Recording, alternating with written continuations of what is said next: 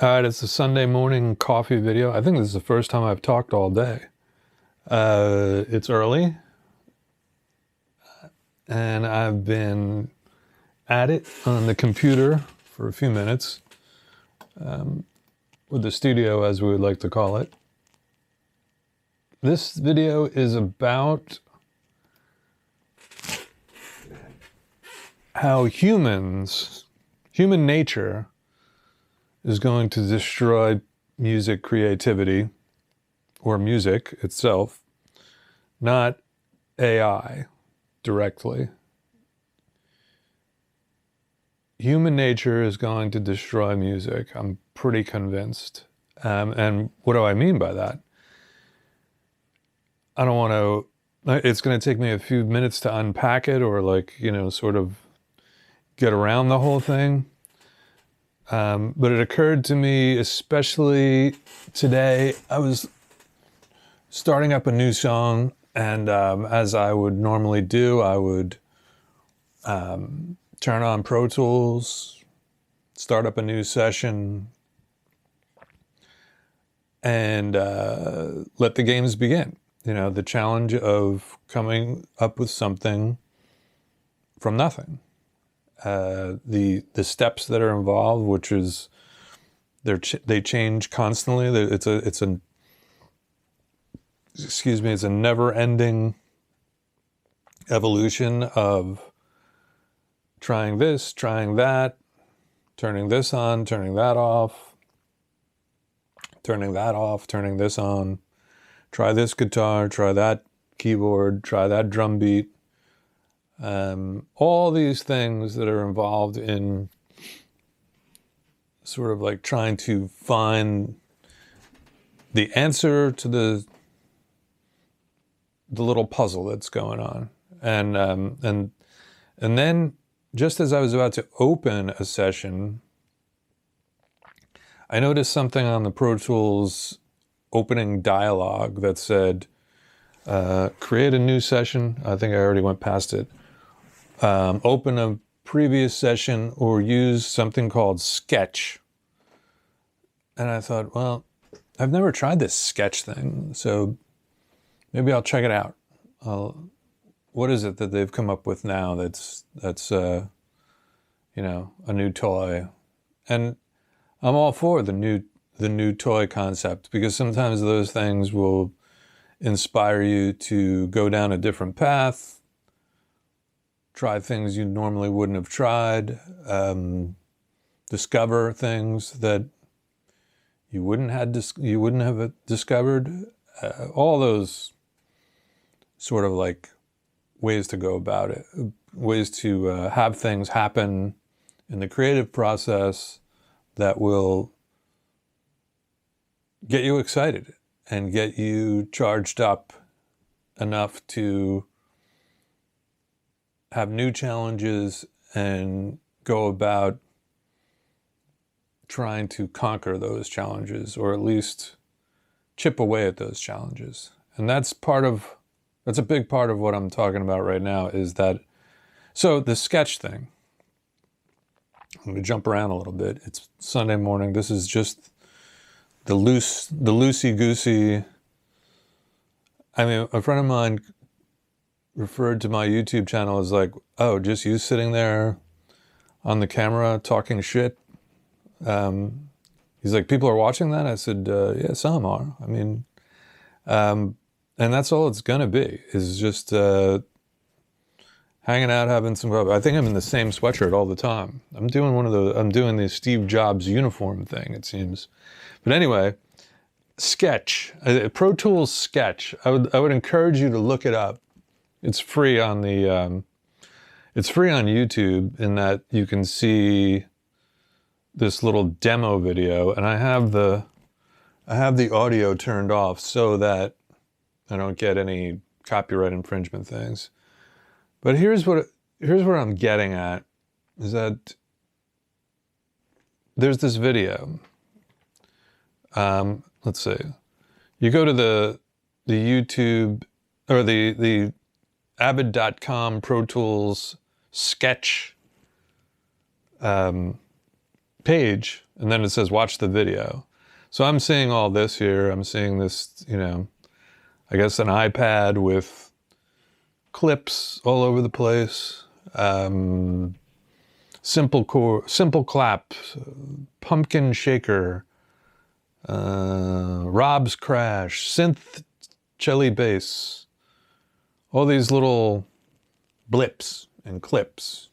And they're basically samples or loops or pieces that you can, much like a video game, just go, ooh, I want to, you know, put that there, this there, put this there, and then like create a sketch of a song.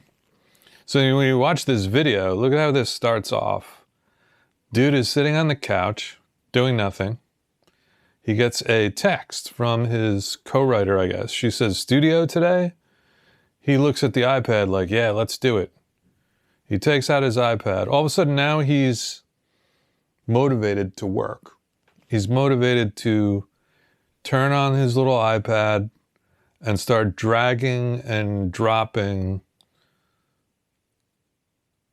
samples. And then he's going to play a little bit with his thumbs, and he's done already. Now he's in the car. He drove already to the studio, and now magically they import it into Pro Tools, and she's already singing the song, and then all of this in less than a minute, they're already fist bumping and they're done. Sketch, get it free. It's free. So naturally they're sort of trying to entice you to say like, okay, get this, it's free. And then eventually you'll sign up for the $300 a year Pro Tools subscription and, you know, go get into their ecosystem in a big way. But what do I see there? I see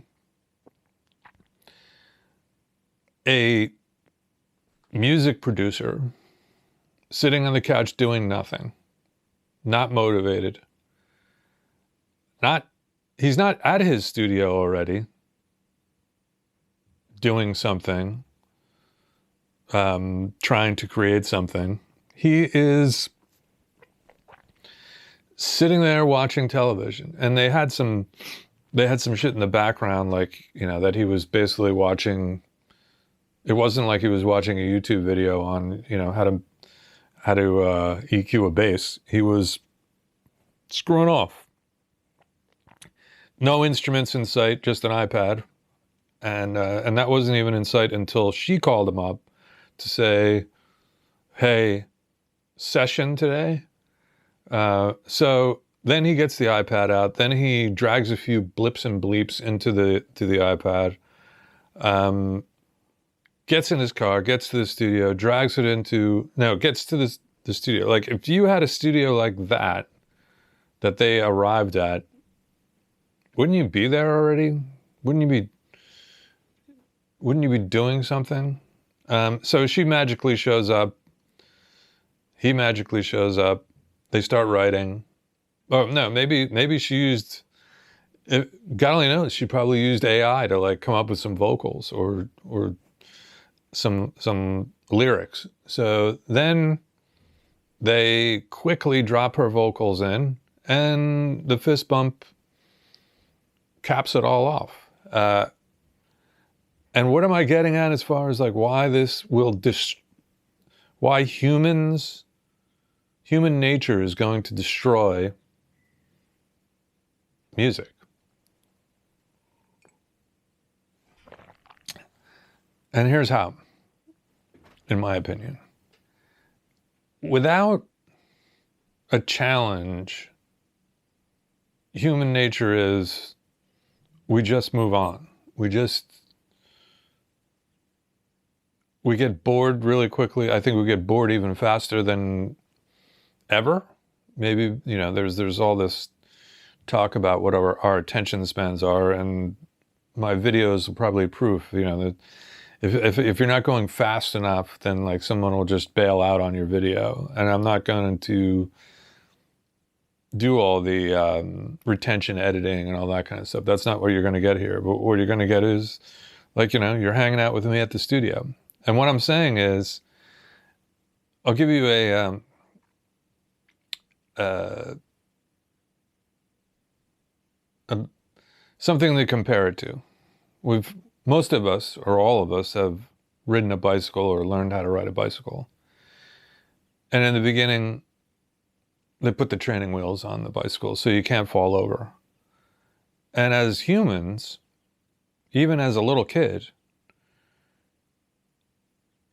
you would not ride that bike anymore if after a while there was no chance of you falling and you didn't have to do anything. You didn't have to balance that bicycle. You didn't have to keep yourself from tipping over and ripping up your knees. You would not ride that bicycle or tricycle for the rest of your life because there's no challenge. There's nothing to achieve. Once you've kind of got on the seat and started pedaling and realized, like, wow, this thing will never tip, you're done with it. So take the training wheels off and there you go. Now you're excited again. You're riding down the street and you've got something to really work on, like keeping the balance going, because if you don't, you're going over. And then what happens? You get good at that. Now you want to go down the hill. Now you want to go, off the curb. Now you want to go in between shit. You want to practice slaloms and all that stuff. So how does this relate back to music? Music and music creativity and music production is based on creative elements and elements that are a challenge. If I was able to just imagine a song or a mix and then turn on my computer and press a few squares, and then the song would play back, I can guarantee you that eventually, probably soon, I wouldn't do it anymore because it's like solving Rubik's Cube. And if you know the trick, do you pick it up anymore to do it? Mm-mm. You don't. You don't challenge yourself. You don't try for new things. You don't problem solve. And I guess that's a big part of what I'm saying is that, creating music on the creative side, the production side, which is creative also, all of these problem-solving parts are what inspires humans to create. And the AI thing, it's the accessibility to it that's going to destroy music production and music creativity, because eventually humans will just get super bored with it. And there will be nothing to it for most that get involved on the tip of doing shit like Pro Tools Sketch, or, there are people that use Splice.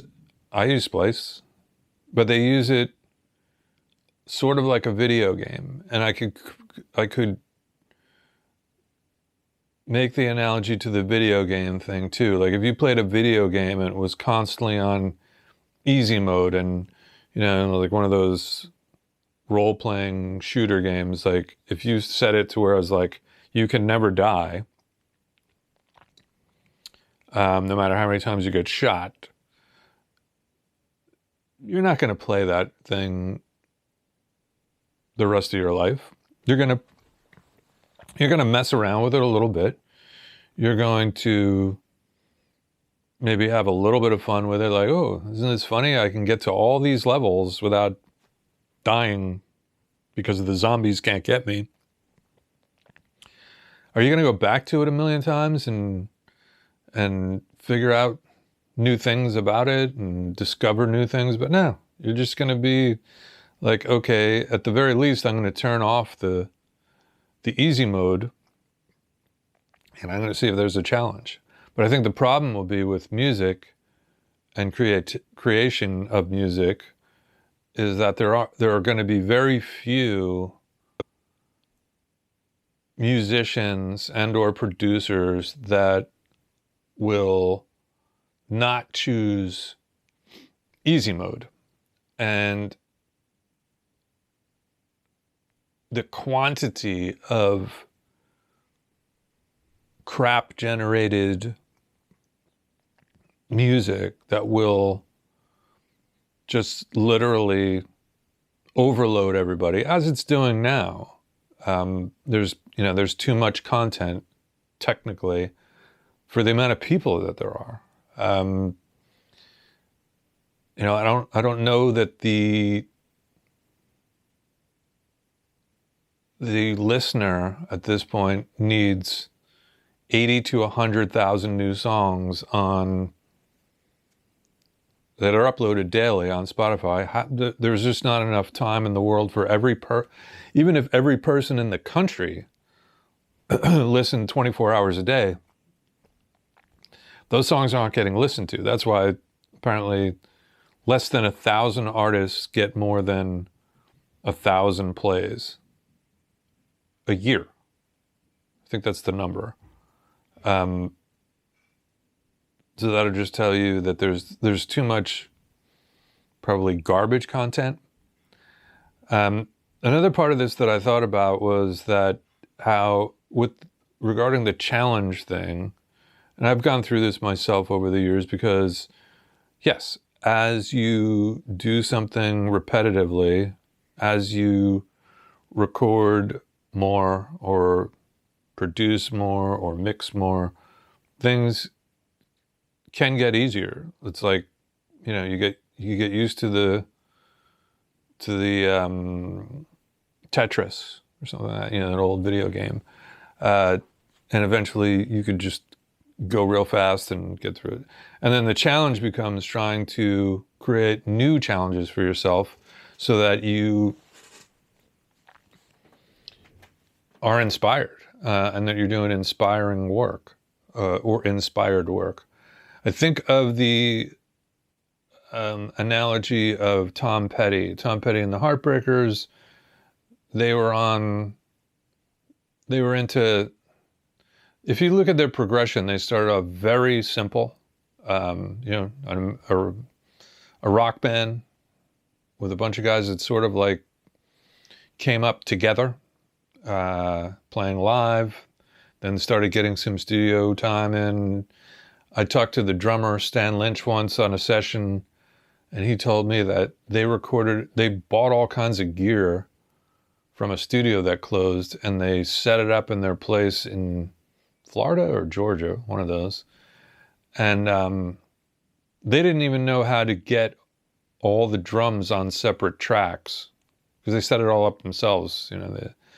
He said, so like on the song American Girl, all the drums are on one track. Sort of like the Beatles, but like, they just followed their ears and did it. But anyway, that's how simple things started off. Then eventually they got more successful. They get in the studio with different people. Eventually they're in the studio, say, with like Dave Stewart, who was a veteran, super experienced professional producer. And the records become more and more dense in a lot of ways, like drum machines and overdubs, and they get very good at overdubs and very good at layering and creating elaborate music production.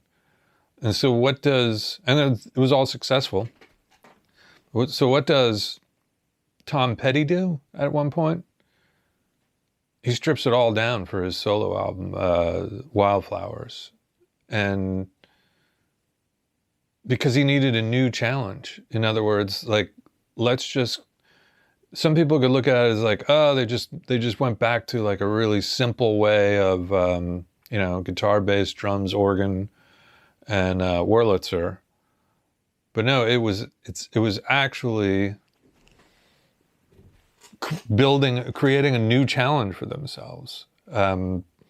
Let's make a record that just is as simple and lean and mean, nothing covering up.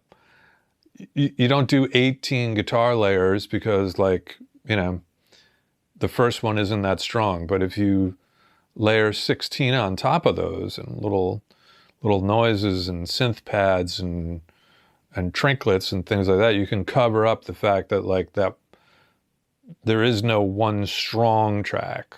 But on Wildflowers, I would say that if you turned off any track, the acoustic guitar, I think there's mandolin, but like the Rhodes, the piano, if you turned off any one of those things, the production is kind of gone because it's so lean. But anyway, what I'm saying is that he went back to that form of challenging himself. Why? Because without the challenge, or with too much of the cheat code and the, dragging blips and bleeps in and dragging in samples and dragging in chord progressions, human nature is to get bored and to just phone it in and not want to do it anymore. And then, like this guy with the girl singer, sitting on the couch doing nothing, and they force themselves to get to the studio and put in what looked to be like, hey, you could do this in 30 minutes and it's done. Well, sooner or later, people just aren't going to do it. They're just going to know that they've reached all the levels of that game.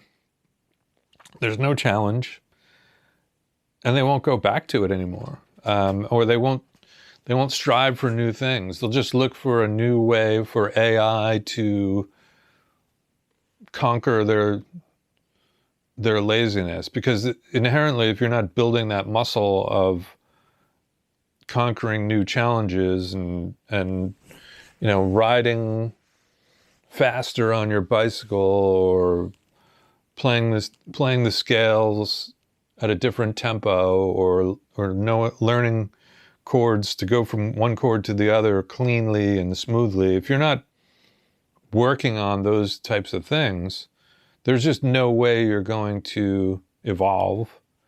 And there's no way you're going to stay interested. And I think that's the point of the whole thing that I'm trying to say here, which I'm sure I've rambled endlessly about, is that it'll be very easy for particularly young kids, that are coming up, to lose interest because the challenge is frustrating to deal with, starting from scratch. It's hard to explain to somebody that, like, if they think of their favorite song by whoever, whether it's, I speak about them often recently, whether it's Radiohead or U2 or, even Dua Lipa, I guess. At some point, there was no song at all. And these songs didn't happen by clicking a button and going like, well, there's a good place to start. Like, let's just put some lyrics to this and we're done. Isn't it great that we're done as soon as possible? I just had someone here at my studio the other day, and we were talking about sessions. And what came up out of the discussion was, we were talking about how